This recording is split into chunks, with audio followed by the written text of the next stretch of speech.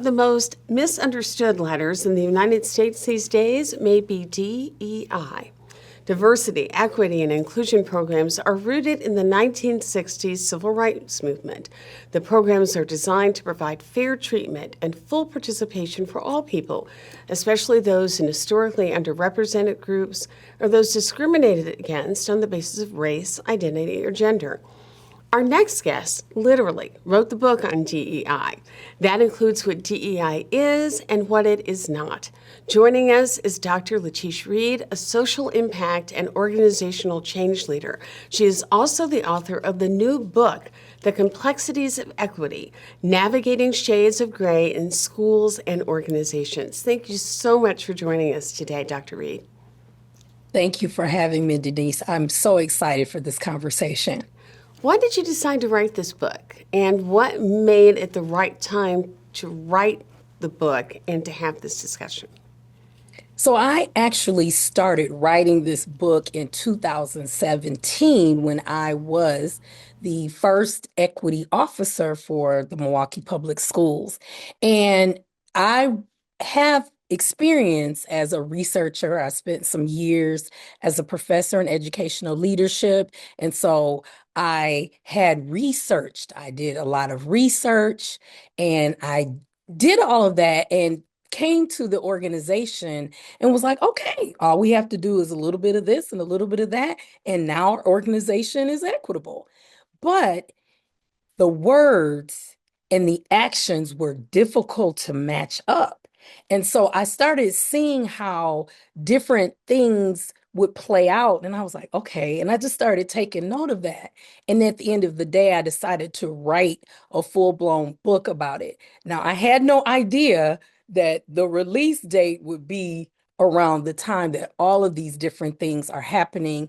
And the concept of equity is really being questioned and taken to task. Why do you think there sometimes is this disconnect that people talk about equity, and most people believe that equity is a good thing, but when it comes to putting that work into practice, there's going to be a disconnect and people don't understand. Why do you think that happens? Well, first of all, I think people get confused about what equity is in relationship to equality. And so when we think about equality, we think about the civil rights era where those leaders were pressing for people, marginalized groups, to get at least equal. But as years have gone on, and maybe there is more equality, the outcomes are still uneven. The outcomes still do not match the ideas that we have about what fairness and justice should be. And so then what you have is a need for more equity. And in my book, I'll just read it directly. My simple definition is, instead of making sure everyone has the same or equal resources, opportunities, and or support, equity means ensuring that they have what they need at all levels that they need it. And so it sounds simple, but when you start working at things that need to be changed, now you are pressing for people to do something different. And that's where you have the challenges.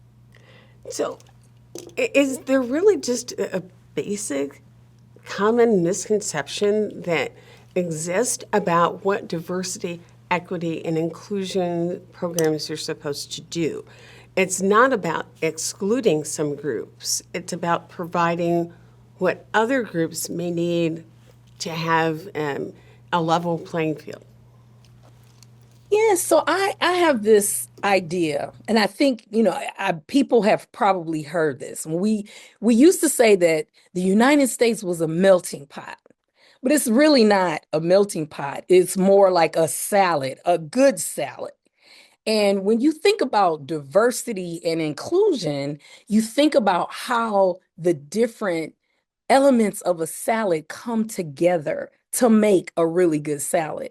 And when we say we don't want DEI, are we saying that we just want lettuce and tomatoes, nothing more? That's not a good salad. And so I think that is, a very simple concept that we can reflect upon to think about how we want our workplace to be, how we want schools to be, how we want our country to be. And one thing that we've seen here is that recently people are talking about diversity, equity, and inclusion programs being somehow unfair to other people who are not in historically underrepresented or marginalized groups. Is DEI even about folks who are not in these groups that have historically benefited from it? Well, I think one piece to the puzzle is that people would probably be surprised that the folks that most benefit from DEI are probably not the people that they're trying to stop people from participating or gaining access.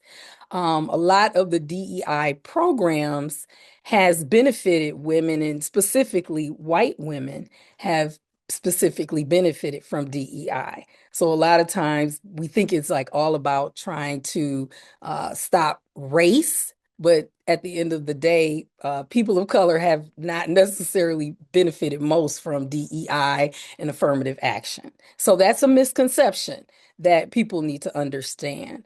Also, I just think that at the end of the day, when you think about changing, right, there is this uncomfortableness. In my book, I call it equity. So when you start talking about equity, people begin to feel kind of icky because it feels like now I'm going to have to give up something.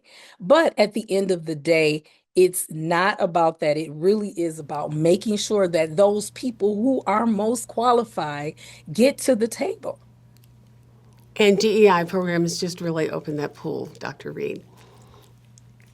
Well, we thank you so much for being here with us. Dr. Reed's book, again, is The Complexities of Equity, Navigating Shades of Gray in Schools and Organizations. It is being released this spring. Get more information about it at corwin.com.